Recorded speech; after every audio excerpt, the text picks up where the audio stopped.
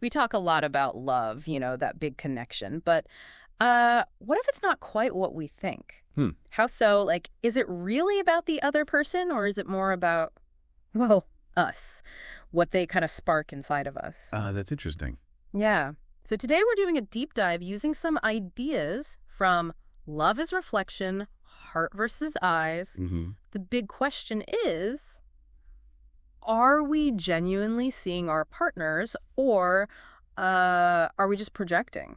It's a really fundamental question, isn't it? Because love feels so different for everyone. Exactly. For some, it's all about that fiery passion, you Uh-huh. know? For others, maybe it's more like deep comfort, feeling safe. Or just feeling truly seen, like someone gets you. Right. And those personal definitions, they really shape who we're drawn to and, well, how we end up seeing them. Which brings us right to this idea of projection. It happens, right? Especially when you're first falling for someone. Oh, definitely.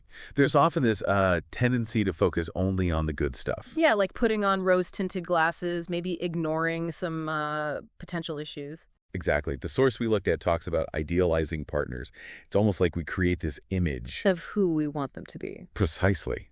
And they become a sort of mirror, reflecting back our own, hopes, fears, maybe even unmet needs from the past. Wow. So the question then is, are we loving them or are we actually loving that reflection? Is it real or just projection? That's the heart of it.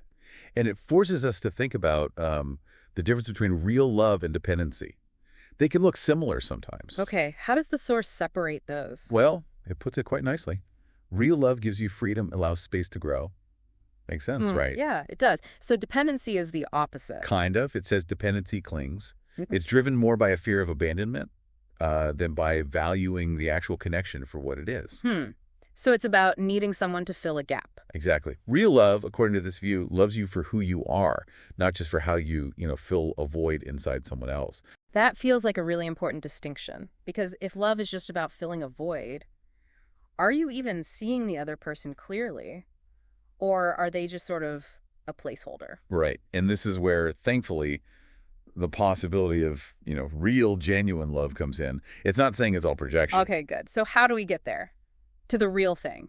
It really boils down to self-awareness, self-acceptance, too. The source uses this great metaphor. Oh, yeah. It says, you can't see someone clearly if your own mirror is foggy. Ah, I like that. So clean your own mirror first. Basically, yes. Mm. Understanding your own stuff, your needs, your patterns, your baggage, maybe, that's crucial. Because if you don't know yourself, how can you possibly see someone else without projecting all over them? Exactly. And when you do have that clarity, that self-awareness, the force suggests you can move past just loving the idea of love That reflection we talked about. and actually start connecting with the real, flawed, amazing person who's right there in front of you. And that's when love becomes real. That's the argument, yeah. Yeah. It really makes you think about how much our inner world shapes our outer experiences, especially in love. It definitely does.